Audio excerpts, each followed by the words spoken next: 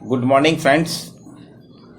Sociology with Dhruv Dikshit channel में आपका स्वागत है। सोशलॉजी विद ध्रुव दीक्षित एक शैक्षणिक पोर्टल है जिसमें समाजशास्त्र के बारे में आपको प्रयास किया जा रहा है कि नए से नए सिद्धांतों के बारे में चर्चा की।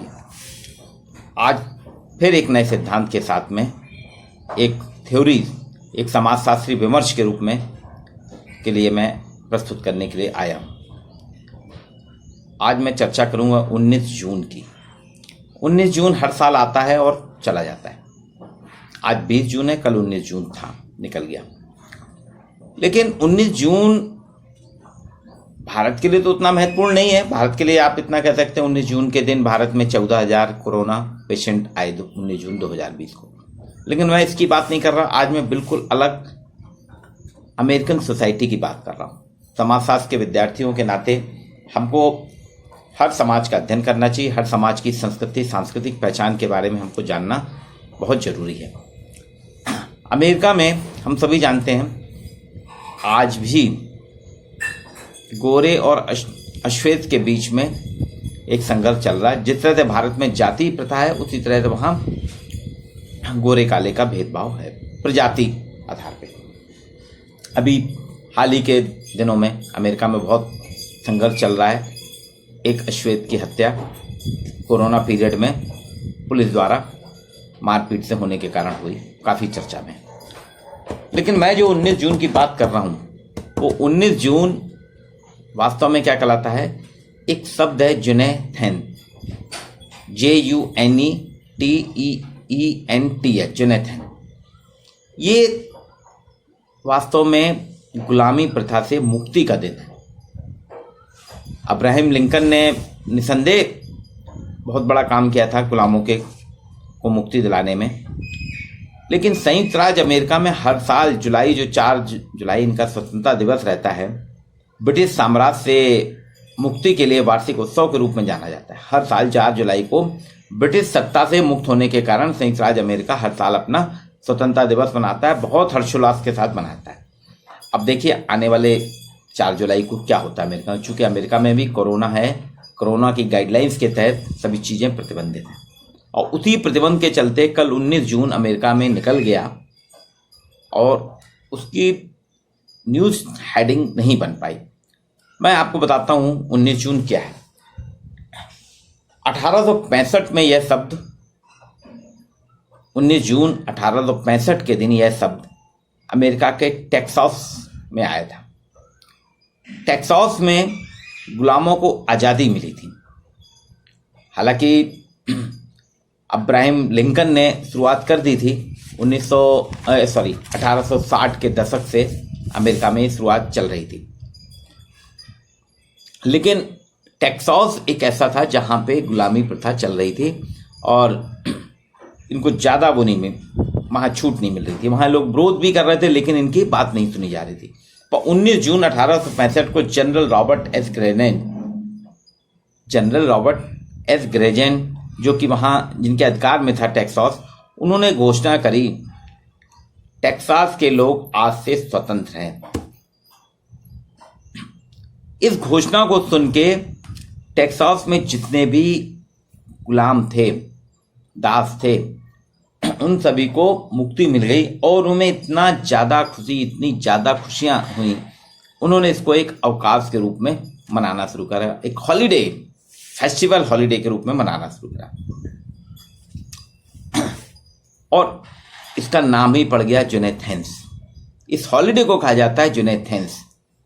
जैसे हमारे यहाँ 15 अगस्त इंडिपेंडेंस डे है, स्वतंत्रता दिवस है, 26 जनवरी रिपब्लिक डे, ऐसे ही 19 जून टेक्सास का जुनेथेंस कहलाता है। और टेक्सास से ये निकली हुई जुनेथेंस हॉलीडे की जो है लॉस एंजल्स, ऑकलैंड, सिएटल, कई जगह पहुंच गई। गुलामों को इस दिन आज़ादी मिली थी। अब इसका ये जुनेथेंस सामान्य तौर पे एक हर्षोल्लास के रूप में मनाया जाता है। वहाँ मौज मस्ती करते हैं लोग बाग।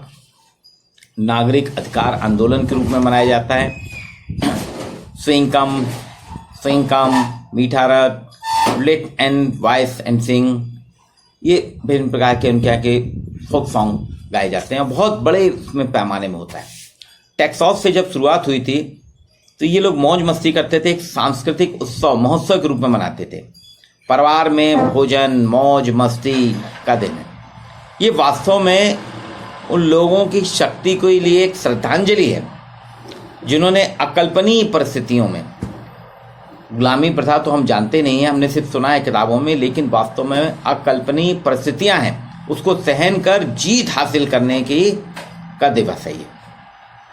इसको आज़ादी की घोषणा भी कहा जाता है। ब्लैक जुलाई है ये।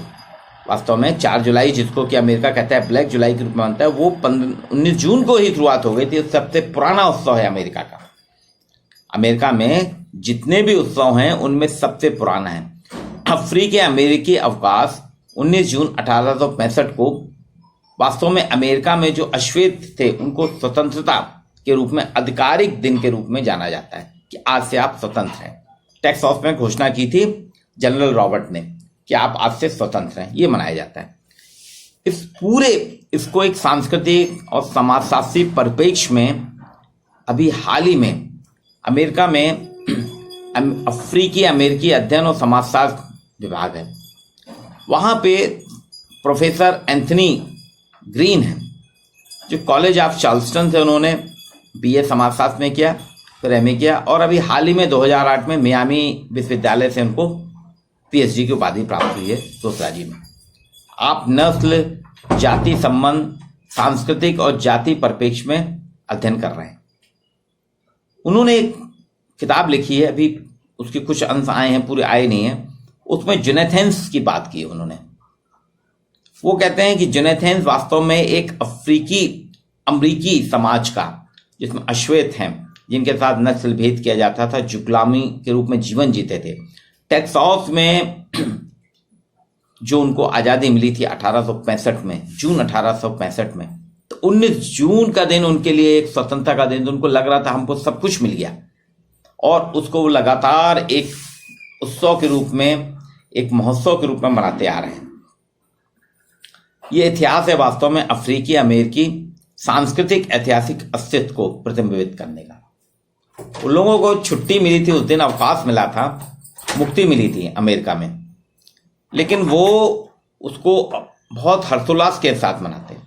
यद्यपि मार्टिन लूथर किंग जूनियर जो है इसको महत्वपूर्ण नहीं मानते, मार्टिन लूथर किंग जूनियर इसको महत्वपूर्ण नहीं मानते, और पिछले कई सालों से, यानी 1865 से 2020 तक वो लगातार इसके लिए संघर्ष करते आ रहे हैं कि हमको ये आज़ादी। इसके लिए उनको जमीन, पार्क बनाना था अश्वेतों को, अफ्रीकियन को, तो पार्क के लिए ज़मीन नहीं मिलती थी। लेकिन धीरे धीरे संगठित होते होते अफ्रीकन्स ने, अमेरिकन तो अफ्रीकन जो अश्वेत थे, उन्होंने अपने लिए पार्क बनाए, बहुत बड़े मीटिंग हॉल्स बनाए, और इसको करते थे। लेकिन इसको मंजूरी मिली पूर्व राष्ट्रपति बराक ओबामा ने 19 जून को 2014 में 19 जून को एक राष्ट्रीय दिवस, नेशनल डे घोषित किया। हम सभी जानते हैं कि सबसे महत्वाकांक्षी और महत्वपूर्ण प्रधानमंत्री के रूप में आज भी जाने जाते हैं अमेरिका के जो राष्ट्रपति जितने हुए हैं, सबसे होशियार, तेज तर्राट और युवाओं के चहेते बराक ओबामा। भारत भी खूब आना जाना है। भारत का बच्चा बच्चा अगर आज नाम पूछा जाए अमेरिकन राष्ट्रपति, तो बहुत से राष्ट्रपतियों के नाम नहीं मालूम होंगे, लेकिन बराक ओबामा से आज भी हम परिचित हैं। तो बराक ओबामा ने 2014 में 19 जून को एक राष्ट्रीय दिवस के रूप में घोषित किया। ये वास्तव में नस्ली अल्पसंख्यक समुदायों के इतिहास और संस्कृति की पहचान कराता है। एंथनी ग्रीन जैसा है, जिसके बारे में मैंने बात की, समाजशास्त्री, वो नस्ली अल्पसंख्यक समूहों के इतिहास और संस्कृति की पहचान पे पूरा अध्ययन कर रहे हैं, और उसी अध्ययन के लिए वो अवकाश दिवस इसको कहते हैं। और उनका कहना है ये वास्तव में एक ब्लैक डे है जिससे हमको आज़ादी मिली। तो वो अमेरिकी अफ्रीकी नस्ली पहचान की, वहाँ जैसे भारत में जातीय अध्ययन होते हैं, ऐसे ही एंथनी ग्रीन अमेरिकी अफ्रीकी नस्ली अध्ययन कर रहे हैं, उनके सांस्कृतिक पहचान देख रहे हैं। वो ये बताना चाहते हैं जोनाथन उनकी अफ्रीकन और अमेरिकन की अश्वेतों की जिंदगी में इतना ज़्यादा समाहित हो गया है ये दिवस कि इसको वो मौज मस्ती मानते हैं, उनको मानना है, जबकि बहुत पुरानी बात हो गई, 100 साल से ऊपर हो गया, करीब 150 साल हो गए, लेकिन वो कहते हैं ये हमारे उससे गए नहीं, ये हमारी पहचान है, अस्मिता है। ये हमको बताता है कि हमारे पूर्वज कितना संघर्ष किया पूर्वजों ने, और उस संघर्ष के लिए वो जितनी प्रतिस्पर्धा थी संघर्ष से मुक्त होने की, उसकी याद में जुनेथेंस मनाया जाता है। ये एक सांस्कृतिक पहचान है। ठीक उसी तरह से जैसे आज हम 15 अगस्त 1947 का दिन भारत के लिए एक आज़ादी का दिन है, ऐसे ही अमेरिका के लिए, ख़ासतौर से गुलामों के लिए 19 जून 1865 एक आज़ादी का दिन था, और उस आज़ादी को भूलना नहीं चाहते, उस स्वतंत्रता। लेकिन आज कोरोना काल में 19 जून अमेरिका में उतना ज़्यादा नहीं हो पाया, क्योंकि इसके लिए अमेरिकन समाज तैयार नहीं था। टेक्सास में आज़ादी दे दी थी, लेकिन उनका कहना था आज़ादी हम आपको दे दी, आप स्वतंत्र हो गए हैं, आप गुलाम नहीं हैं। लेकिन इसको महोत्सव के रूप में मनाने के लिए ये लंबे समय से प्रयास करते रहे, लेकिन उनको मिली नहीं। अब 20वीं सदी में शिक्षा पाठ्यक्रमों में इसको मुक्ति प्रस्ताव के रूप में रखा गया, लेकिन इसके पहले जो होता था सिर्फ लिंकन का इतिहास पढ़ाया जाता था। लेकिन 20वीं शताब्दी से हमारे अमेरिकन पाठ्यक्रमों में इसको मुक्ति प्रस्ताव के रूप में, लिंकन के मुक्ति प्रस्ताव के पे जोर दिया गया था, और 19 जून को बुलाया जाने लगा। लेकिन फिर धीरे धीरे गौरव, संस्कृति, पहचान और इतिहास को फिर से पढ़ाए जाने का दावा किया जाने लगा, और एक श्रृंखला प्रारंभ हुई है, और आज काली संस्कृति के जश्न के रूप में इसको मनाया जाता है। ये इतिहास है, और सही कहा गया है कि हर समाज को अपने इतिहास को कभी भूलना नहीं चाहिए।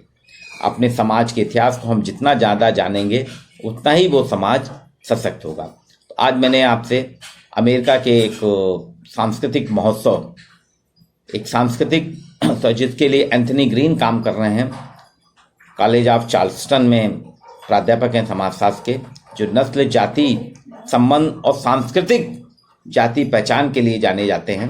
एंथनी ग्रीन के जुनेथेंस स्टडी के बारे में आपसे चर्चा करी। ये हम सभी को, समाजशास्त्र के विद्यार्थियों को जानना इसलिए ज़रूरी है क्योंकि हम हर समाज का अध्ययन करते हैं। खाली भारतीय समाज को जानने से कोई हमें विभिन्न अमेरिकन समाज को भी जानना जरूरी है। अमेरिकन समाज के बारे में हमारी पहचान होनी चाहिए। आज आपके साथ जुनेथेंस, JUNETEENTH, जुनेथेंस जो एक राष्ट्रीय पर्व है अमेरिका का, उसके बारे में मैंने आपसे चर्चा करी। सांस्कृतिक विरासत की चर्चा की है।